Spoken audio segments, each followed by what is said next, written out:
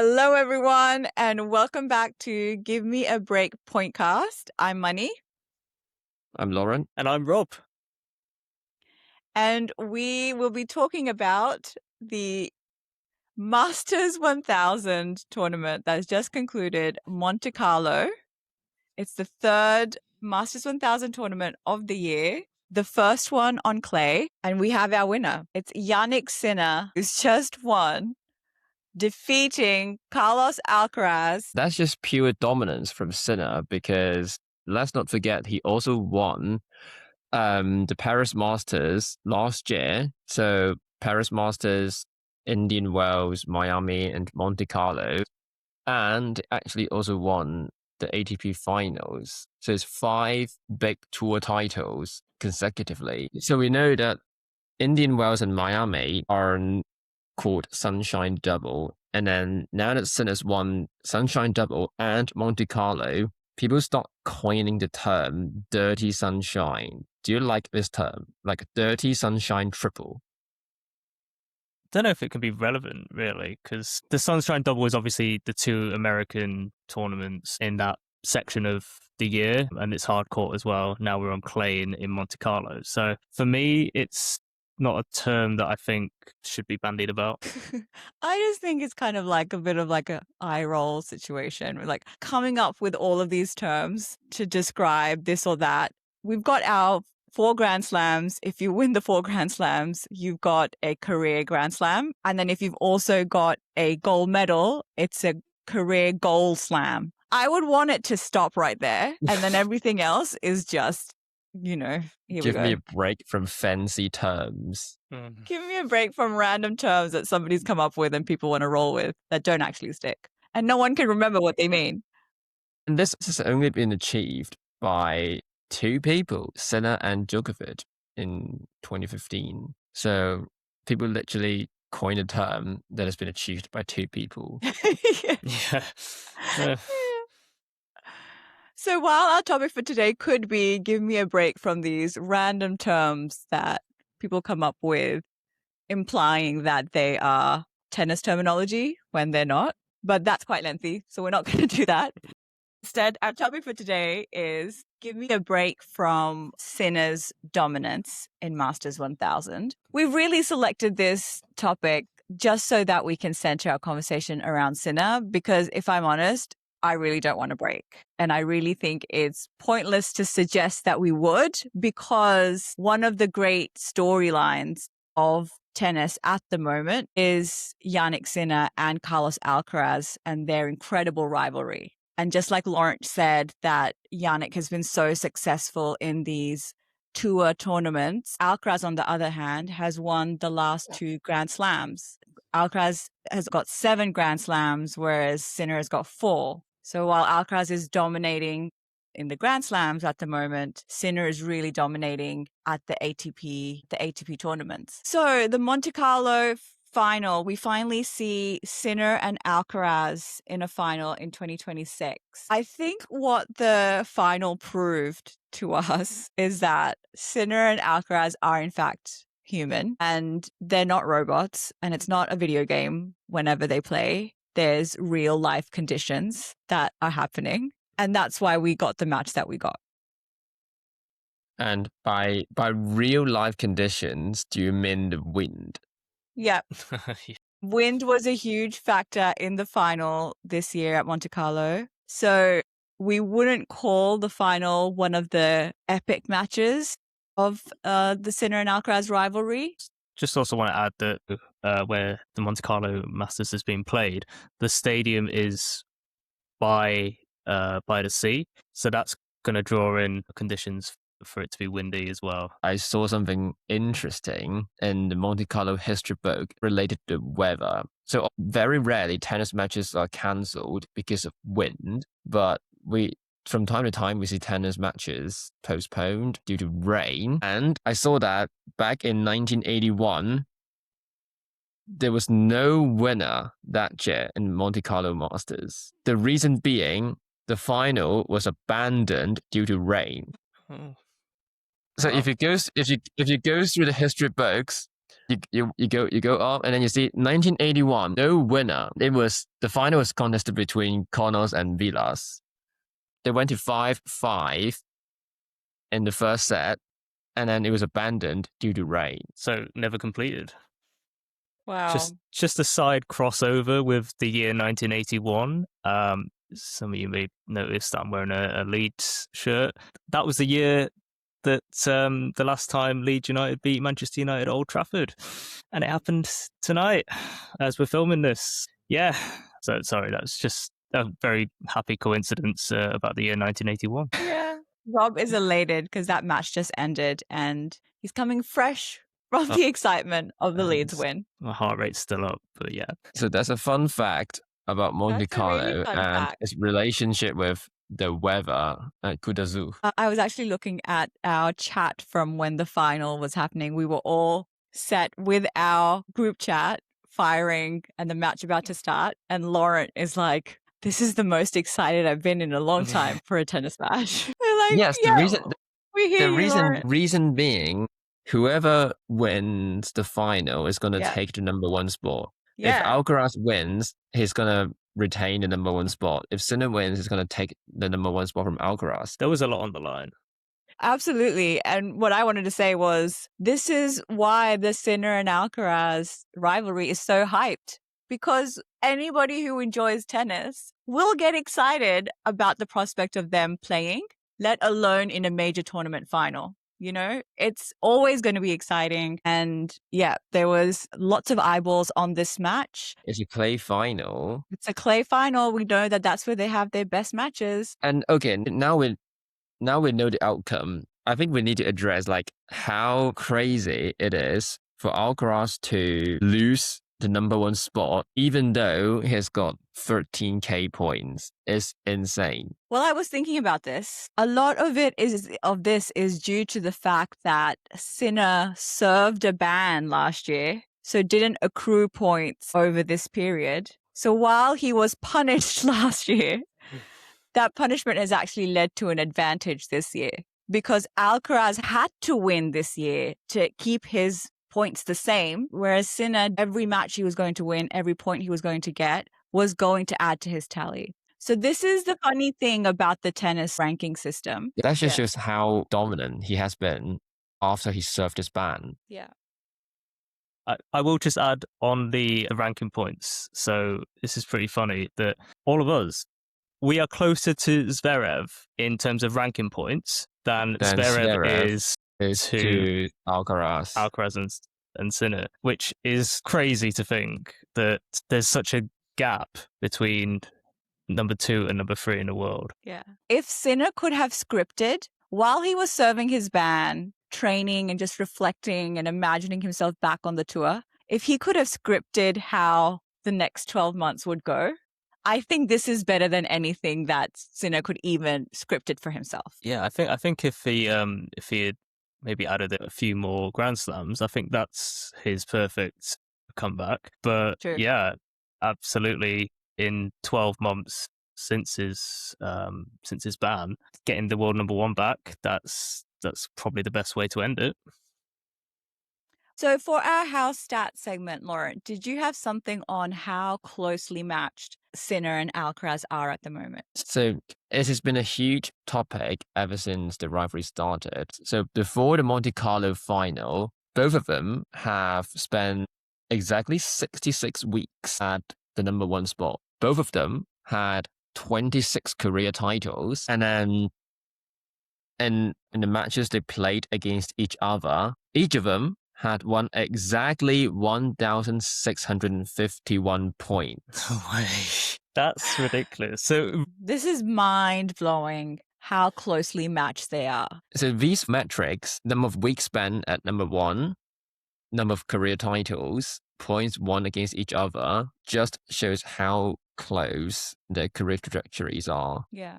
And I think I really have to credit Sinner for how he's developed his career and where he's at now. Alcaraz was always seen as like this prodigy, like this generational talent. As soon as he hit the scene, he's been winning major tournaments and got world number one at 19. He was so young, won the US Open. Sinner with a skiing background because he was in professional skiing before and then changed sports and got into tennis. Always was seen as a talent, but the fact that he has built himself to be so competitive with Alcaraz now that you really can't tell them apart. And they're kind of equally feared on the tour. Like the rest of the players, they don't say Sinner or Alcaraz when they're mentioning the biggest challenge. They'll always say Sinner and Alcaraz. So much credit goes to Sinner. It's so impressive. You can draw parallels as a little sport crossover here into the footballing world, where you can argue that Carlos Alcaraz is a bit like Lionel Messi, with the natural talent aspect of Messi burst onto the scene as a young teenager, just all the natural talent in the world, young Argentinian kid. And then on the flip side, you've got Jannik Sinner, who can be compared to Cristiano Ronaldo, who had to naturally work on his game to become one of the best footballers in the world. And like you said about Alcaraz and Sinner being very similar and now indistinguishable, same can be said with the Ronaldo Messi debate, and that's still ongoing. So there's a little comparison there. Great comparison, Rob. Do you want to see Sinner going for the Madrid Open? I feel like he should. I feel like he should just go for it. Go for all of the ATP 1000, Masters 1000 tournaments this year. You're playing the best tennis of your career and you're so dominant, dropping barely any sets. Literally just go and see how far you can go. It's not going to derail your season if you play an extra tournament and go out early, for example. Just give it a go. I don't see why players don't do that. And the medical team, the fitness coaches, everything like that, it's so advanced nowadays that really you've got 2 weeks until Madrid. That's more than enough time to recover. I think it's also because the conditions in Madrid is different. And then he also said that his goal is Rome and Roland Garros. That's why people are speculating that he is withdrawing from Madrid. I think what we've understood about these guys, they are very ambitious. Sinner knows he has won all Masters 1000s that we've had this year so far. He could potentially put himself in a position where he wins all of them this year.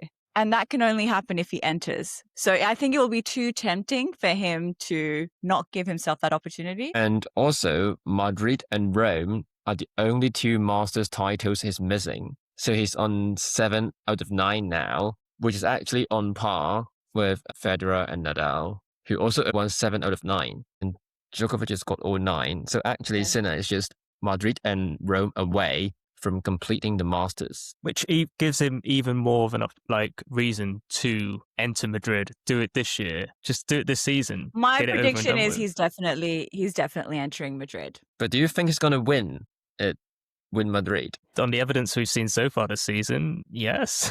Speaking of sport crossovers, we had a few sport crossovers this week. Monte-Carlo is probably highest rate of sport crossover that one would ever see throughout the year because so many of our famous athletes live in Monte-Carlo. They live in Monaco. Rich and famous. Rich and famous athletes. And so when the Monte-Carlo Open is on, it's just a nice day out for them, isn't it?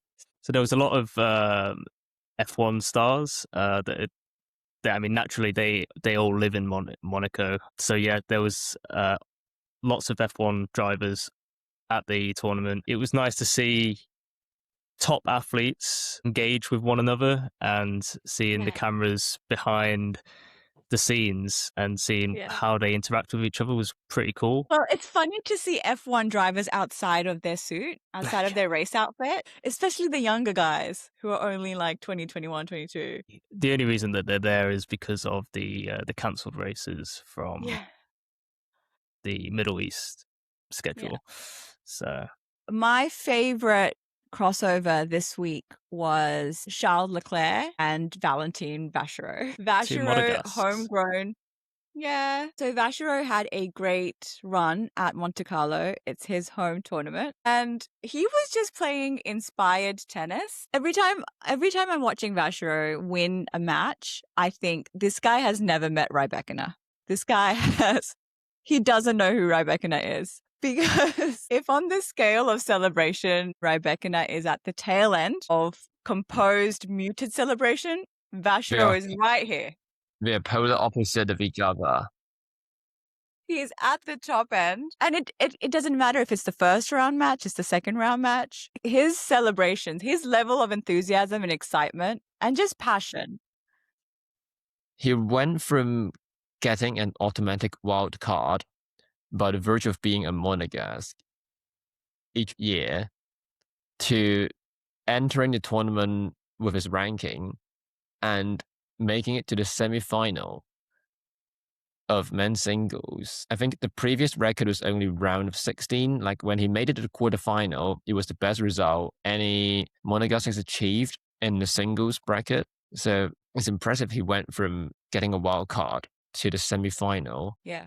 I'm really happy that he's been able to show some solid performances since his incredible run at Shanghai last year, which is also a Masters 1000 tournament. He entered it as a wild card entrant. He had a tough draw. He beat Djokovic on the way. He met his cousin in the final, Rinderknecht, and won. It was such an incredible story. So Vacherot was ranked 204 in the world at the Shanghai when he won it. And then at the start of 2025, he was ranked 264th in the world. So from then to now, I mean, he was ranked 22 at the start of this Masters. He was ranked number 22 in the world. Yeah, that's such a rise, and it's phenomenal the year he's had. Yeah. He beat Massetti in the first round at Monte-Carlo, and he's had a good run. He beat really good players. He beat Alex de Minaur along the way. In the quarterfinals, yeah. In the quarterfinals. Beat Hurkacz in the round of 16. He beat Hurkacz. And he played a good match against Alcaraz, but then you can see that there's that distance between Alcaraz and Sinner and the rest of the field. But it is promising to see that we've got another name now to look out for, Valentin Vacherot, as well as Joao Fonseca, who we have talked about previously. I was actually really happy to see him. He's leveled up from previous years. He's come back this year stronger, which is what we want to see. We want to see like that steady, gradual improvement. He met Sinner and Alcaraz in really early matches during the Sunshine Double, but those matches, the fact that he played Sinner and Alcaraz will give him the experience that he needs to know what the variance is between his level with these guys. So I think ultimately it will help him. But he played a great match against Berrettini at Monte-Carlo, and Berrettini had just beat Medvedev. Daniil Medvedev. 6-love, 6-love. So there's been some interesting storylines at Monte-Carlo this year. That Medvedev double bagel was such a crazy left field result. It was just out of nowhere, really. He didn't even try. It was the first ever double bagel he got. Yeah. People were saying that Nadal actually has never won 6-love, 6-love on clay. Like you would have thought that he would have won 6-love, 6-love against a lower ranked player at some point in his career. Yeah. So it would have happened at some point. Like the biggest win was 6-love, 6-1 against Bedasco in Monte-Carlo. And now Berrettini has a clay achievement that even Rafa doesn't have. Yep. So check this out for this week is Rublev going around and hugging his friends. Have you seen what this? You said. This is what you sent in the group chat. I didn't see it though. I've not seen it. It's like it looks so much like AI generated, I have to say. Like I couldn't believe it was something that actually happened. It was just I thought it was some AI generated meme or something. Well, because I haven't seen it. So the context is unexpectedly he just walks up to various players and gives them a hug without any explanation. It's not unexpected. Like, it was planned. If someone's filming him, it was planned. It's just unexpected to the players he hugged. Exactly. That's the point. So Rublev had this challenge where he was going to, unexpected for the person who was receiving the hug, just give out hugs and extended hugs, not just a quick one, not just a pat on the back. It's like a proper bear hug. Oh, that sounds nice. I wondered who came up with this idea. Like, I think it was the tournament's social team. Here, I'll share it and then you guys will know what I mean. Okay. Okay, here we go. I'm intrigued now. Cass is a good place to start. Well, okay, this one feels staged. Like I think Casper would react this way. Casper Ruud was not surprised at all. Like he saw it coming. He just wasn't letting go of him. It was staged. Like this one feels less Rublev staged. and Karen Casanova are really good friends in real life. It looks like he's trying to, like a little koala bear. It's just, Oh, at least this one he's getting into it. Medvedev. That's the eyes. That face reminds me of the side-eyed like monkey puppet meme. Do you know what? Do you know which I one know I which was one you mean. How Cash only gets a high five? Put down the plate so I can give you a hug. He's... Oh. I'm surprised more people didn't do that, to be fair. Yeah, that face from Medvedev is like exactly the real life version of the monkey puppet side-eyed meme. Yeah, I know which one you mean. true. Yeah, we can maybe put that on the screen. Well, Casper Ruud was definitely staged. Like he was not surprised at all. The I other think players, Casper's natural demeanor is like that. Nothing No. phases him. Nothing phases him, and if someone just wants to give him a warm hug, he'll be like, okay. the other players were surprised or like genuinely baffled, but Ruud was not surprised. Like the first one was staged. No, I genuinely think it was just all. It was all natural reactions. I do think Ruud was genuinely just chill with it. Am I being ribbed? Yeah, sure, I'll go along with it. He probably saw the social team come behind with their phones and cameras, but he doesn't seem like an overreactor to me anyway. Are you guys huggers in real life? Do you like a good hug with your mates? Yeah. Especially if I haven't seen him in a while.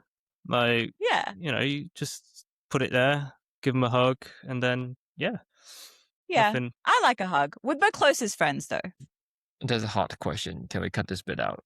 Why are you so hesitant to talk about hugs? Because it's just a difficult question to answer. No, cut this bit out. Do you like hugs with a friend? No, I'm not going to answer that. Oh my god, this is so staying in. So moving on to love watching. We already talked about Mercedes losing to Vacherot early in Monte-Carlo. He's now playing Barcelona. He has the second most points to lose on clay after Alcaraz. And so his ranking is going to drop massively after the clay season. And I'm already bracing myself for it. Jasmine Paolini has signed up to play at Stuttgart, which is this really awesome tournament, indoor clay. And then the winner gets a Porsche. So she's in the lineup to play there. Rob. Yes. So no change from Emma Raducanu for my love watching on the WTA side. She is still out, but she is hopefully going to be back for Madrid. So fingers crossed on her participation there. On the men's side, we've got Jack Draper, and he, contrary to reports saying that he was injured, he actually withdrew from Monte-Carlo as a precaution. So he did enter the Barcelona Open. Yeah, that started today, but he retired mid-match with an injury. I'm assuming it's his arm again. So that's not good news for Jack on the injury front. So fingers crossed he can just get healthy. That sounds like mixed messaging from the Draper team. Like It does sound like it. There was an assumption around injury, which is why he didn't play Monte Carlo. Then he says it was more caution. Then he shows up in Barcelona and retires in a match because of injury anyway. All over the place. It's not very good messaging from his team. Like, do we know what his status actually is? We want to see him healthy. So if that means taking extended period of time off, then do it. Salvage your season. So for me, on the women's side, Rybakina has signed up to Stuttgart. She's in the bracket of it after losing the Miami Open final. There is rumor about her withdrawing from Stuttgart, but nothing has been confirmed yet. Just on that, last year Ostapenko won, but the year before that, Rybakina won Stuttgart. And it's really cool because they have two Porsches parked on the court, and whoever wins the final then gets to select which Porsche they want to take home. Yeah, and I think, did they say like Rybakina didn't have a driving license at the time? Yeah. Whereas like Ostapenko's like constantly driving, like She posted loads of stories on her Instagram, like just Yeah. driving around in Riga and something. Sabalenka enters the tournament every year, and then she's been making loads of finals there, but then keeps losing. And then this year she's like, I'm not entering. Yeah. Winning a Porsche at the end of the tournament is an awesome reward. And then for Zverev, he has been doing well compared to most players on tour. He has once again made it to the semi-final of a Masters 1000 tournament. He also beat Fonseca en route to the semi-final. And then everyone was predicting whether he could make it close this time against Sinner, and lost again in strict sets, which is not good. He is like the ultimate gatekeeper this year. Like he could beat everyone else, but not Sinner or Alcaraz. Yeah. Which is brutal. Like he is playing significantly better than he did last year, but despite that, he is still constantly falling short to Alcaraz, which is brutal. Just shows I that don't know. golf in class, doesn't it? It is brutal because that generation, Zverev, Tsitsipas, Rublev, these guys would come up against the big three constantly, and now it's happening with Alcaraz. Tsitsipas is like, among all active players, he is the player with the most Monte Carlo titles, 3 times. Even Djokovic has only won it twice. All three of us were also watching the Zverev versus Fonseca quarterfinal together.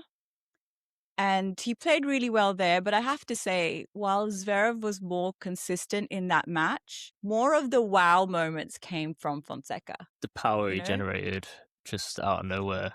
But he was going for it far too often, which obviously led to the enforced errors. And also, I think Fonseca showed really good touch at the net.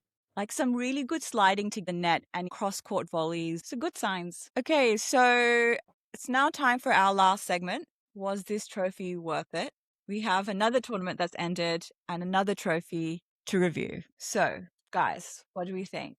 The Monte-Carlo Masters. The Monte-Carlo Masters 1000 trophy. I love it. Do you know what it reminds me of? It reminds me of a steel drum.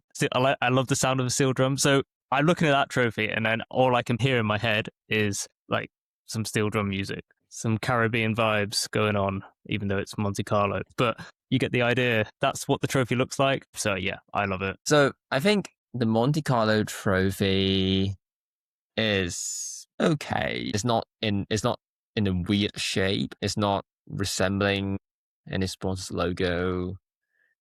It's not too small. I'm not going I'm not going to scream at the trophy like, oh my god, like it's such a special trophy. So no strong opinions from Laurent. Rob loves it. Laurent is pretty nonchalant about it.